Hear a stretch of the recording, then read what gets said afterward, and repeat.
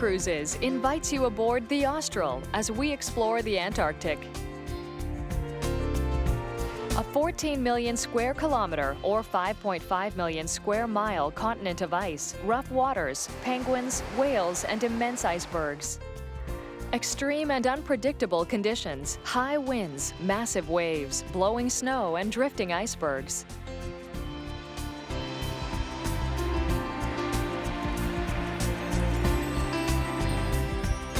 Yet behind this hostile facade lies a sea of natural beauty.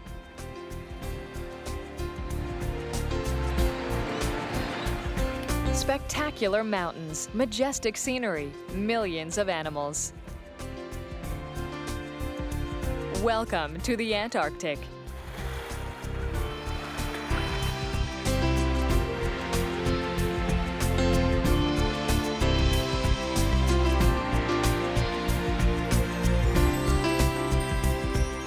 It is on board the Austral, a 149-meter or 500-foot mega yacht, that we will be visiting the South Pole. This sleek, ultra-modern boat was designed for the utmost comfort of its passengers. With its 7 decks and 132 cabins, this 5-star vessel boasts an outstanding ratio of 1 crew member per passenger. Personalized service on board is paramount, even in the world's most remote places.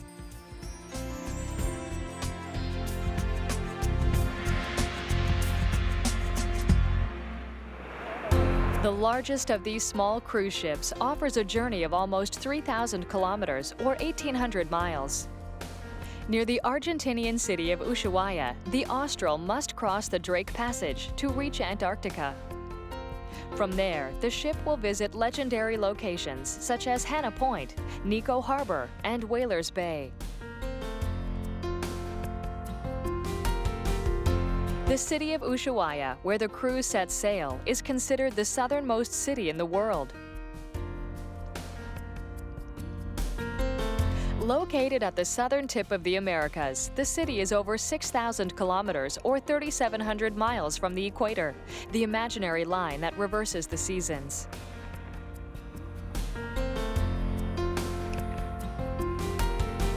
The capital of the province of Tierra del Fuego in Argentina, Ushuaia is the starting point for many excursions.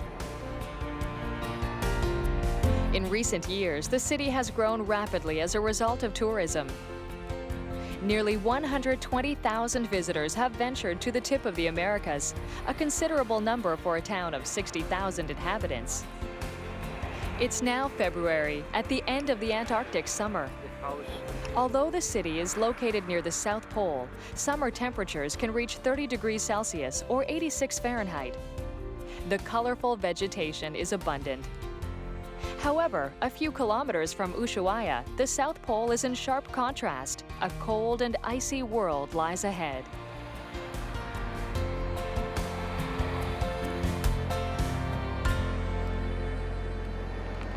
It's almost 4 o'clock, day of departure, and it's time to board the ship.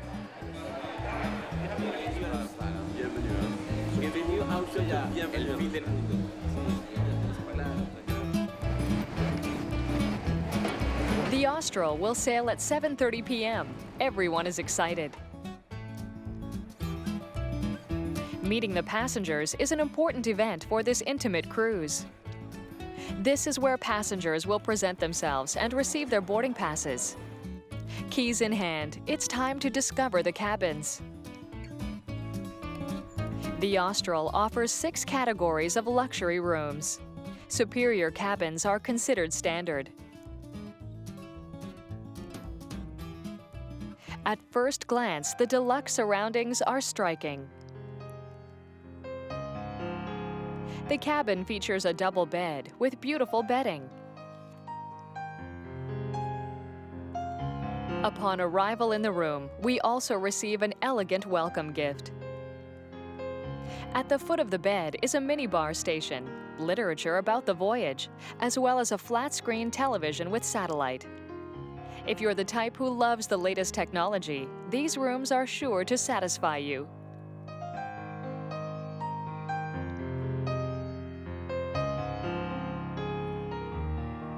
The bathroom has a rain shower and a range of French brand name beauty products.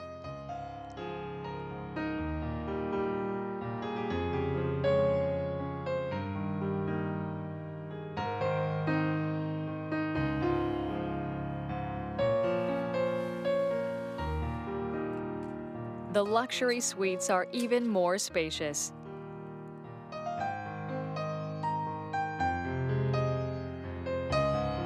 A butler ensures that the service and the comfort is outstanding. As well, the preparation of the king-size bed is a work of art. The suite also has a lounge area with TV and a table and 4 chairs.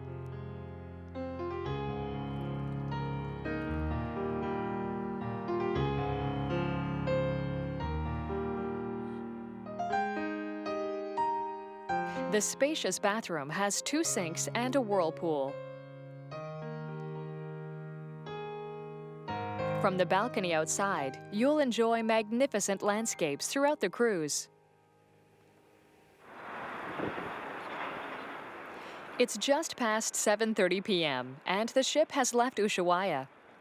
This is the beginning of this dream cruise to the Antarctic.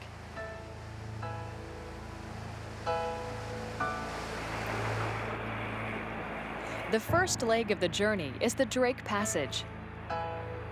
The Drake Passage is where the Atlantic and Pacific Oceans meet. It is the shortest path to reach Antarctica from South America, but it is also the most dangerous. Nearly 400 years ago, in 1615, William Schooten became the first to navigate this passage. Since then, every sailor who's dared to cross the Drake Passage has dreaded the venture. However, the technology used by ships and their crews today are far more advanced. The first 2 days at sea are spent navigating. After that, we will be able to meet the first inhabitants of the region.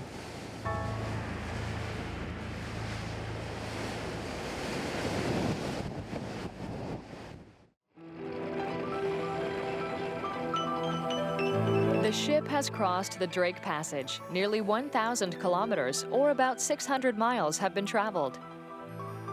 Our first stop begins to emerge as a pinpoint on the horizon. But before landing on the shores of Hannah Point on the South Shetland Islands, important procedures must be carried out. Facing the extreme climate of Antarctica requires specialized equipment and specific care.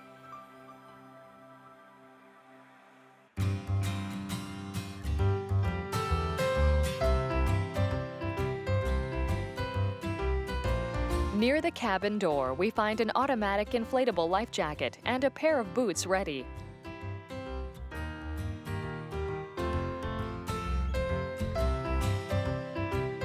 On the third bridge, in the Grand Salon Caracal, the crew distributes the expedition parkas to the passengers. Carefully chosen by the company, the red parka is the most important travel companion for this trip. Able to withstand all types of weather, this impermeable polar coat has already been decontaminated. The next step is that all clothing, bags, and accessories to be used during landings must always be cleaned and decontaminated. This preventive measure complies with IAATO, the International Association of Antarctica Tour Operators. This international organization ensures that the highest environmental standards are applied on journeys such as these. Its 100 members, who come from 15 different countries, work to ensure that safety measures and environmental standards are respected. This is why the Austral is equipped with the latest technology. In addition to measures for passengers, the ship is equipped with a high-efficiency wastewater management system. All water used in the cabins is collected, treated, and recycled, especially the water used in the ship's laundry room. The same goes for water used in the engine rooms. The drinking water on board comes from the sea. Once gathered, the seawater is desalinated and then remineralized to be fit for consumption. These strict IAATO processes assure sustainable ecotourism development.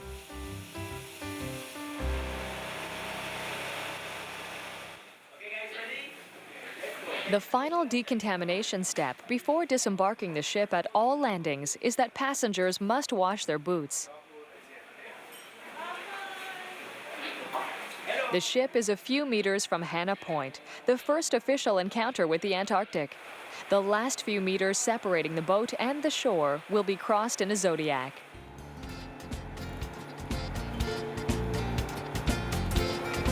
On shore, Nicolas Dubroy, the expedition leader, awaits passengers.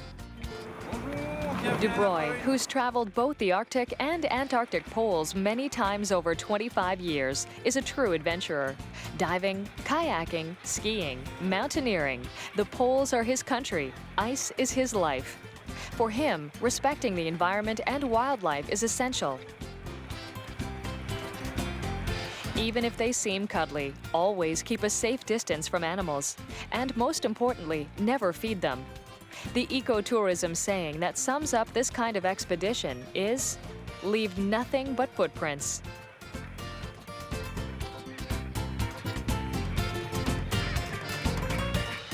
The two main species of animals observed today are from the penguin family. A symbol of the ice and cold, the penguin is a water bird found only here in the southern hemisphere. Over time, the wings of this flightless bird have developed into powerful limbs that are perfect for swimming. Gentoo penguins, which can be recognized by their orange bills and white spots above the eye, can reach 35 kilometers an hour or 21 miles while swimming. By comparison, U.S. swimmer Michael Phelps, the most decorated Olympic athlete of all time, swims at an approximate speed of 8 kilometers or 5 miles per hour. The Gentoo penguins are not alone on this island. They share it with the Chinstrap penguin. The Chinstrap penguin gets its name from the thin black line of plumage located around its chin and throat.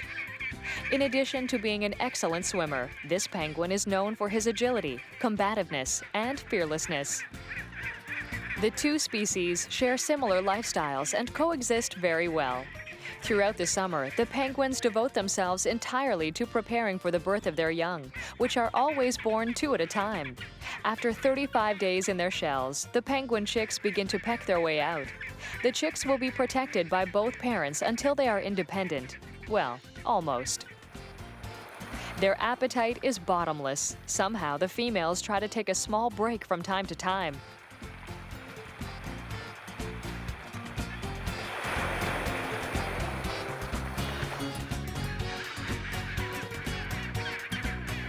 Surprisingly, the chicks are almost as big as their mothers.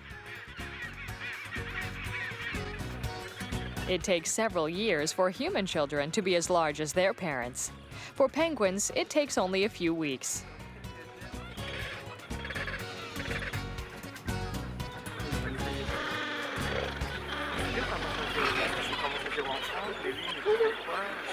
A few meters away, a colony of sea lions bask on some rocks. We see many Gentoo babies who do not seem particularly impressed by the size of these behemoths.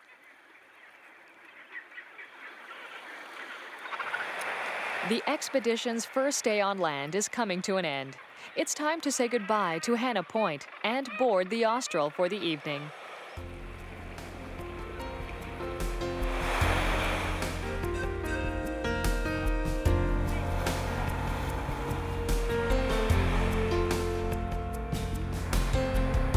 The evening on the ship is just as exciting. Passengers have a rendezvous with the captain to take a traditional photograph. This anticipated appointment will take place on the 4th deck at the entrance of the show hall theater company.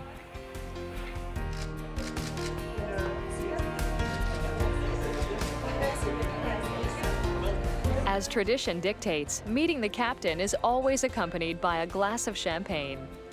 Even in the world's most remote locales, classics are timeless. Passengers are escorted inside the theater for a performance of the Paris Review. Mesdames et messieurs, amour!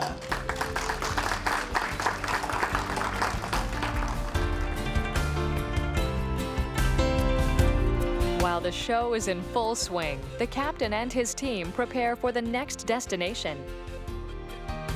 Many more amazing things are scheduled for tomorrow, but for now, it's the dancers who steal the show. Amour!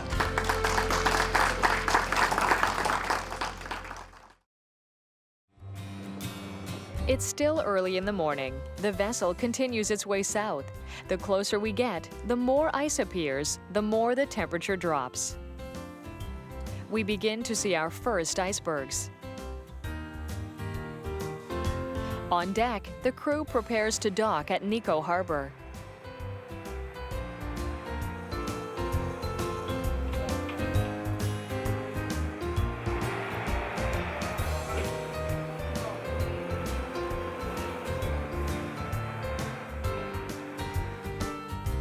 Neko Harbor is a tiny bay set back from the larger bay, Andvard. While the crew works to finalize preparations, it's a different atmosphere on the 6th deck. Fresh coffee aroma wafts through the air, along with delicious smells coming from the stoves, and numerous fresh fruit baskets await the guests. The 6th deck restaurant, the Rodriguez, begins to welcome passengers for breakfast as of 7 in the morning. With exciting excursions daily, eating well is important. It's a generous spread, and the food is delicious.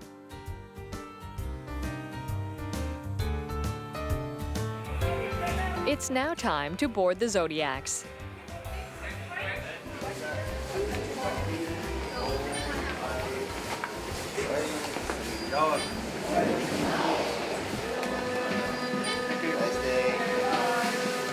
During this cruise, even if all activities are included in the package, the comings and goings of passengers with boarding passes still have to be monitored. It's not so much who leaves, but more importantly, who returns. It would be unthinkable to leave a passenger on an island in the middle of Antarctica. With the card and registration, this risk is non-existent. A few meters from the shore, some friendly figures are waiting for passengers. It's not surprising to see the expedition leader and his colleagues waiting, but behind them, we can see hundreds of Gentoo penguins. Compared to the excursion of yesterday, young Gentoo are much smaller and their down is more obvious. The closer we get to the South Pole, the more the reproductive cycle of the penguins is delayed. These young Gentoo were born 2 weeks later than those seen yesterday. At this age, 2 weeks is a significant difference. This variance allows us to observe an amazing phenomenon, nest building. After incubating their chicks, the mother penguins must build a nest.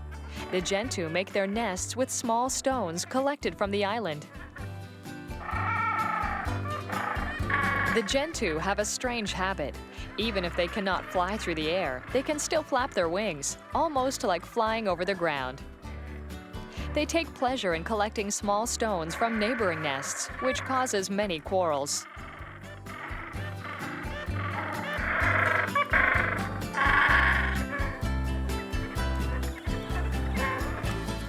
Watching their shenanigans really makes the day. The young Gentoo seem to wonder why there is such commotion for ordinary stones.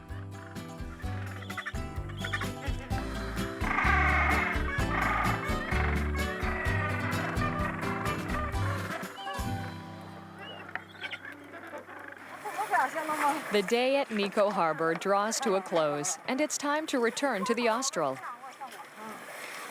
Thank you. Bye-bye. Bye.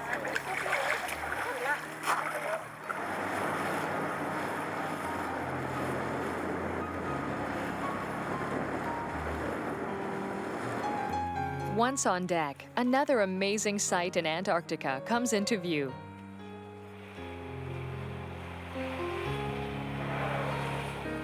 A few humpback whales show off a few meters from the ship. What a great way to end this wonderful day.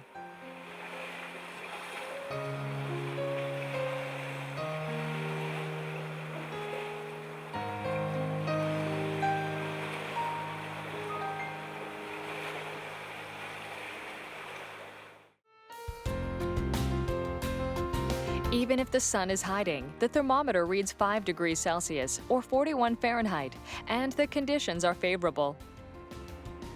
The ship is en route to Port Lockroy, situated on Goudier Island. The captain takes advantage of the good weather to venture through a beautiful waterway, the Le Maire Channel. Even as we go further in this icy country, the effects of the southern summer are still felt. Usually, the Le Maire Channel is completely covered with ice, but in summer, the ice melts, revealing a waterway.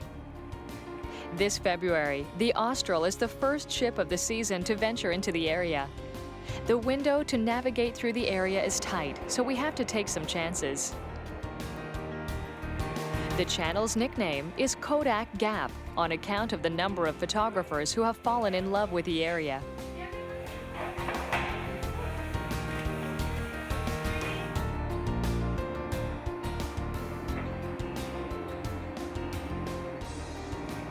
Unfortunately, the ice obstructs a portion of the passage, and the ship must turn around and head for Port Lockroy. However, this isn't a problem. The crew took advantage of the mild temperature and put the dinghy in the water to explore the spectacular views. There are only a few weeks of summer here. Winter will soon return. The 8 kilometers of the canal will very soon be an enormous ice field. In winter, sea ice is 5 times bigger.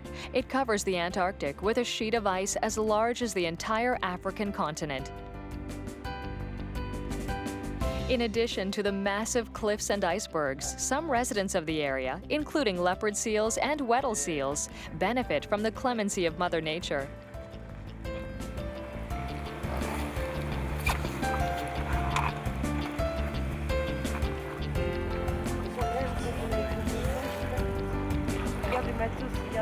From their vantage point on the ice, the huge mammals don't seem too impressed by us.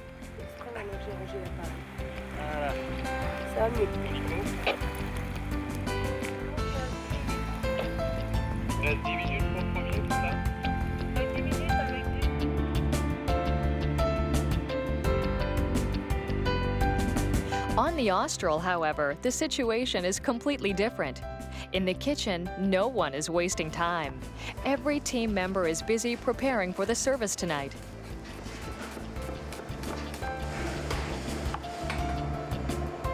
Everything is homemade on this ship. Even the buns and baguettes are baked daily.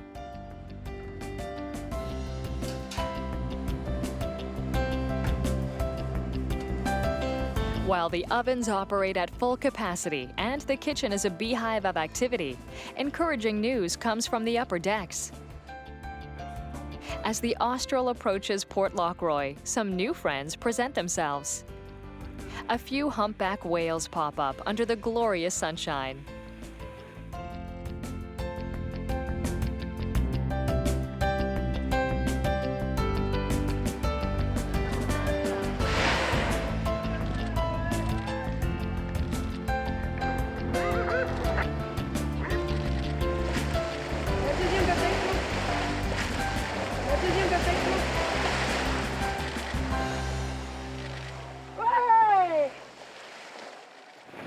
For many years, Port Lockroy was a strategic stop for whalers. The territory was perfect for anchoring as the geography protected the ships from violent winds. In the mid-20th century, before the end of the war, the British Army established a secret base here to collect information on enemy activities. A few years later, the base became a center for civilian research before being abandoned. Today, the facility is used for tourism. The revenue from the gift shop, as well as the post office, is able to fund the maintenance and conservation of the site. Each year, more than 70,000 letters and postcards are sent from Port Lockroy. Even though this gift shop and post office are located on the other side of the planet, tens of thousands of visitors come here each year, enough to make it the envy of many towns around the world.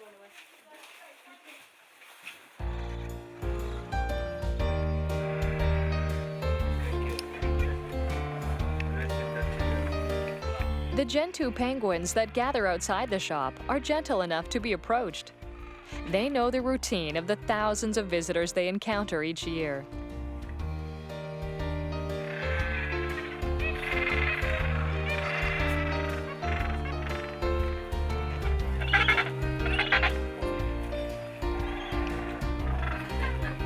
The afternoon winds down. It's time to return to the ship and get ready for dinner.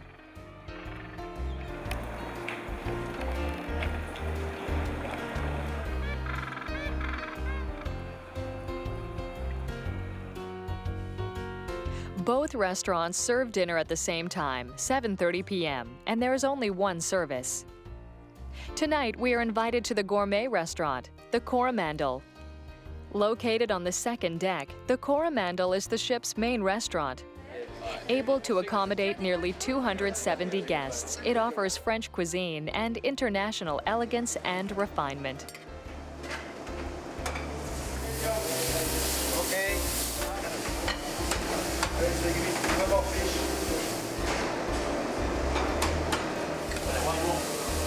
As the kitchen is finalizing the last details of the service, there's a festive atmosphere in the dining room. Drinks are served, glasses rattle, and the guests are ready to toast the meal and this beautiful cruise. Excellent dîner à vous tous. It's not uncommon for crew members to join the guests for the meal. The friendly crew believes in personal interaction, so passengers feel comfortable and enjoy every moment. The plates arrive, displaying beautiful colors and flavors. Passengers aboard this five-star cruise can count on a great chef to prepare the best dishes available in this part of the world.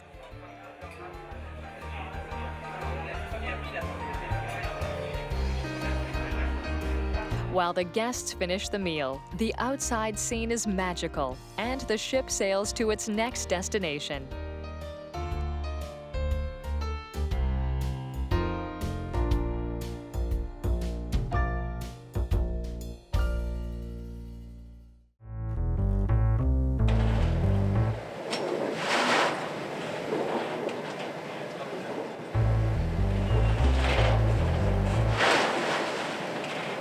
Outside, it's gusting to over 55 kilometers per hour, or 35 miles per hour, and visibility is almost zero.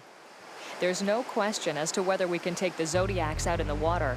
Outdoor activities are suspended until further notice.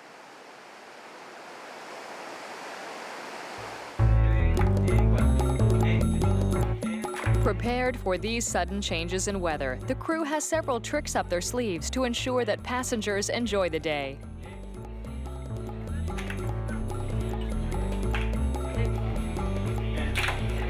There are a variety of activities available.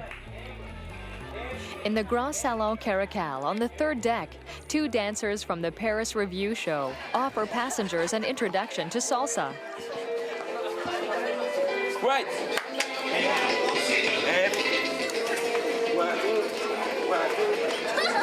Salsa evokes a sensation of southern countries. Although there are no palm trees around, we couldn't be further south than where we are.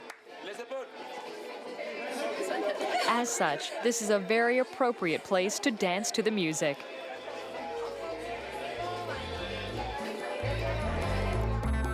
All over the ship, specialized rooms turn into mini vacations. On the fifth deck, the Austral has an ultra-modern fitness room. It includes many stationary bikes and treadmills, among other machines.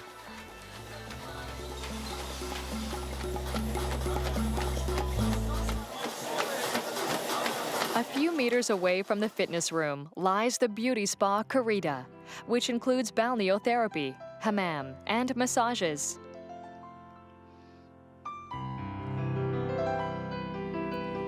There's an elaborate list of massages, which includes Nahakasumi and Cérémonie d'Orient, traditional massages and beauty rituals inspired by Eastern techniques. Treatments can also be paired with a light therapy session. With the low temperature outside today, the body will be glad for a bit of additional light.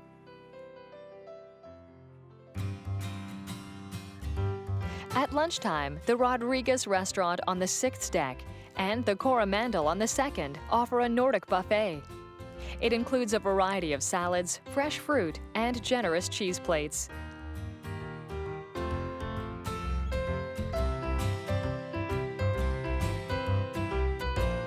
Each meal on the Austral is a feast in itself that never skimps on quality.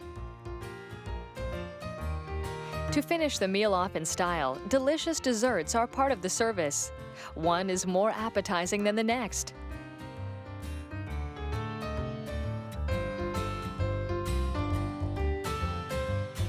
Even though the weather has still not improved, passengers continue to enjoy the Austral, exploring the decks and doing some window shopping.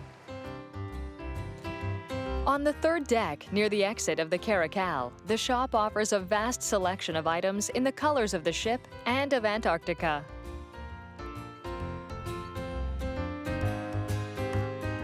This is where you can buy souvenirs. If not, you must wait to return to Ushuaia.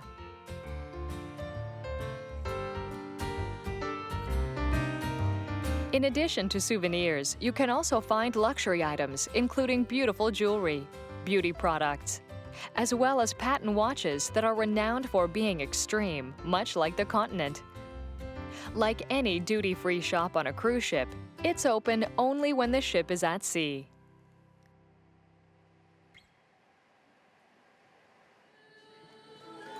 Just in front of the shop, the bar is a must for all passengers who wish to enjoy the drink of the day. Every day, the bar offers a featured cocktail. Today, it's the Blue Lagoon, a blend of vodka, blue curacao, and lemon juice.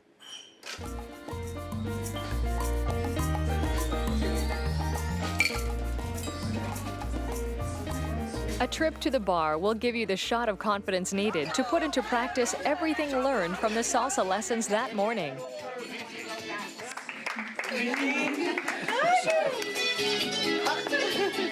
A musical duo accompanies the dancers, who boogie in the middle of the Antarctic.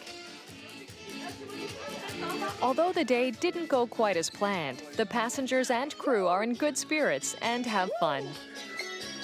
Tomorrow, the weather will be better. The ship is scheduled to land at Penguin Point.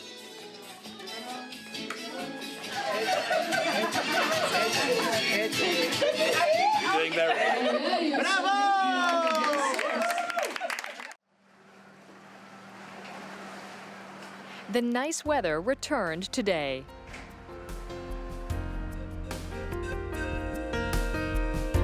The expedition leader provides a quick briefing of the island and the wildlife found there. Over 100,000 pairs of Adelie penguins are visible, along with the remains of a survivor's campsite from early last century.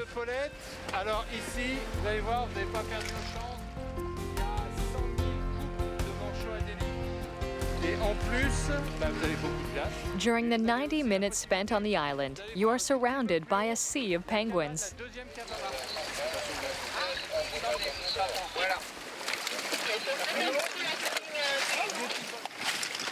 With its head-to-foot black coat and white belly, the Adelie penguin are the proudest ambassador of the species.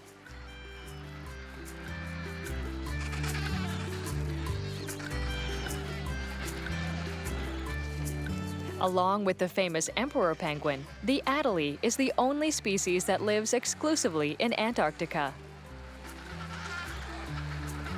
The famous penguin is named after Adelie d'Urville, the wife of French explorer Jules Dumont d'Urville. Dumont d'Urville was among the first pioneers to explore the continent. During his trip, he named a part of the territory Adelie Land. The naturalists who accompanied him on the trip discovered several species of penguin. They decided to name it the Adelie penguin in honor of the territory and, of course, the wife of the mission's leader.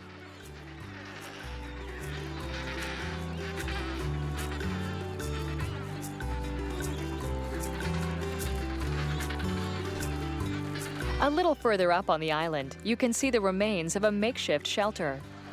The shelter is actually a stone hut built by the survivors of a failed expedition in 1901. The boat carrying the crew became trapped in ice. They had to abandon the ship and walk on the ice. After walking for 40 days, they reached Palais Island and built a house for protection from the winter. After more than a year, an Argentinian army ship rescued them.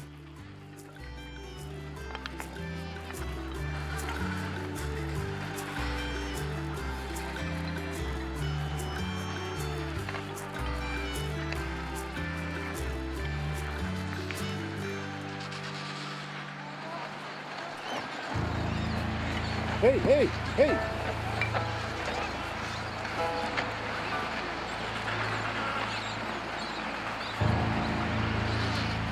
Fortunately, Adelie penguins are used to extreme weather.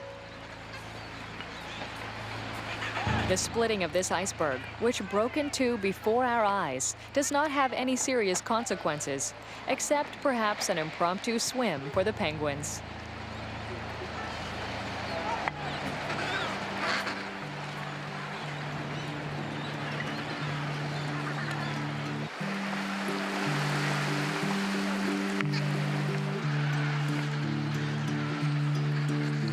Back aboard the Zodiacs, ice and icebergs are revealed as never before. You won't find colors and shapes like these anywhere else in the world.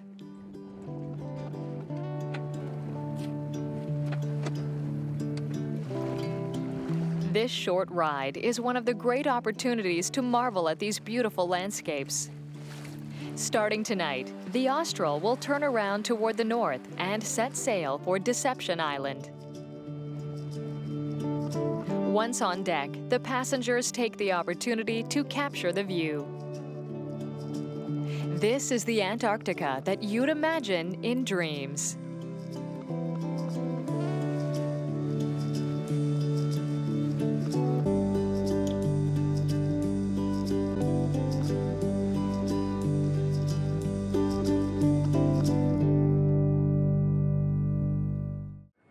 The Antarctica cruise is coming to an end.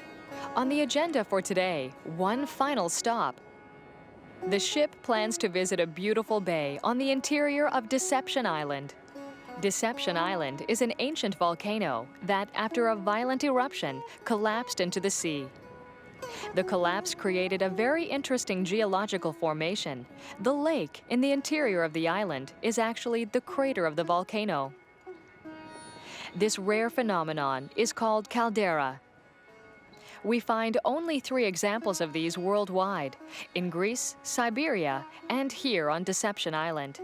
To enter, the ship must proceed through a narrow passage called Neptune's Bellows. Once inside, you will discover the caldera. All around, the remains of the volcano lie.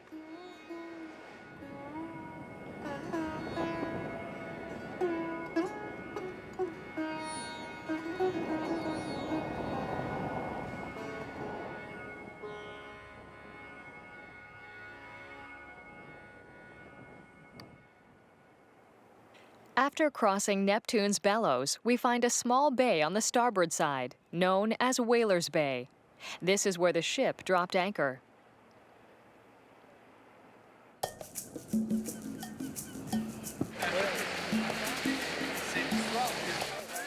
During the 19th century, Whalers Bay was a popular refuge with seamen. They took refuge there during storms or when icebergs made navigation impossible.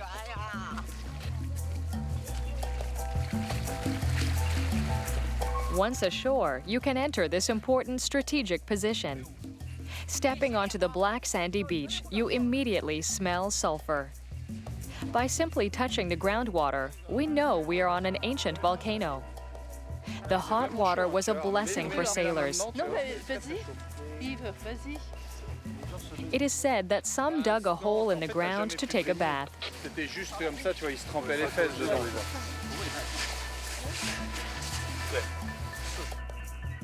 Over the years, the bay was used by sealers, and since the start of the 20th century, by whalers. At the beginning of World War I, circa 1914, 13 factory ships were based here.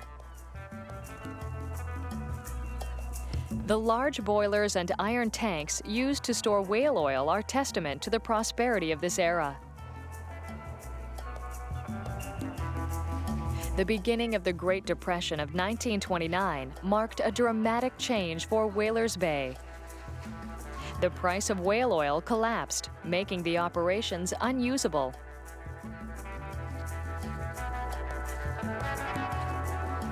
The whalers then abandoned the bay.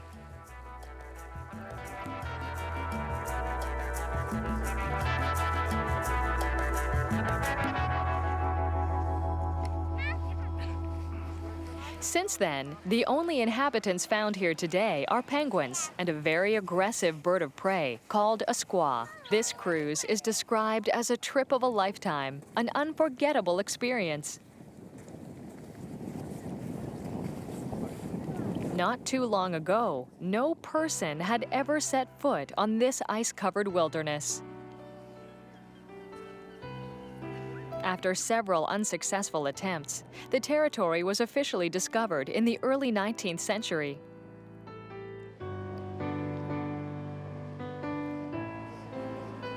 Since then, sealers, whalers, fishermen, soldiers, and scientists have taken their chances in order to learn more about the continent. Today, the Austral has nearly 200 new explorers who can now boast that they've set foot on the southern pole of the planet.